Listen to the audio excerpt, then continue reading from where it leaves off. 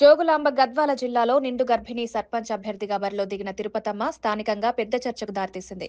మల్లకల్ మండలం నేతువపల్లి గ్రామంలో గత 15 ఏళ్లుగా సర్పంచ్ ఎన్నికలు జరిగిన నేపథ్యంలో ఈసారి తిరుపతమ్మ పోటీ దిగడం గ్రామ ప్రజల్లో ఆసక్తి పెంచింది.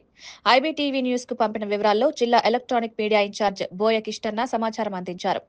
ఎన్హెచ్పీఎస్ అధ్యక్షుడు గొంగల రంజిత్ కుమార్ మాట్లాడుతూ నేతువపల్లికి తిరుపతమ్మ చదువుకున్న యువతి, గ్రామాభివృద్ధి కోసం కట్టుబడి పనిచేసే వ్యక్తి అని చెప్పారు. ఇట్లాంటి వరకు వారు కనుక అధికారంలోకి వస్తే తిరుపతమ్మ తిమ్మప్ప గారు మీ దగ్గరికి వస్తారు, మీ దగ్గరికి వచ్చి పని చేస్తారు.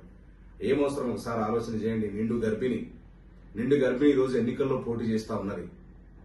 దాన్ని సైతం లెక్క చేయకుండా ప్రజలకు సేవ చేయాలని ఒక దృఢ సంకల్పంతో మీ ముందుకు వస్తా ఉన్నది. మీ ఆడబిడ్డనే, ఇంట్లో మీ ఆడబిడ్డనే. కాబట్టి ఒకసారి ఆలోచన చేయండి. మీ ఆడబిడ్డ ఈరోజు నిండు గర్భిణిగా మిమ్మల్ని ఓట్లు అడుగుతూ మీ ఇంటి ముందరకు వస్తుంది. మీరు గనక ఆశీర్వదిస్తే, మీరు గనక సర్పంచ్ గా గెలిపిస్తే ఖచ్చితంగా పని చేస్తారు. నడిగడ్డ హక్కుల పోరాట సమితి కూడా పూర్తి స్థాయిలో మద్దతు ఉంటుంది.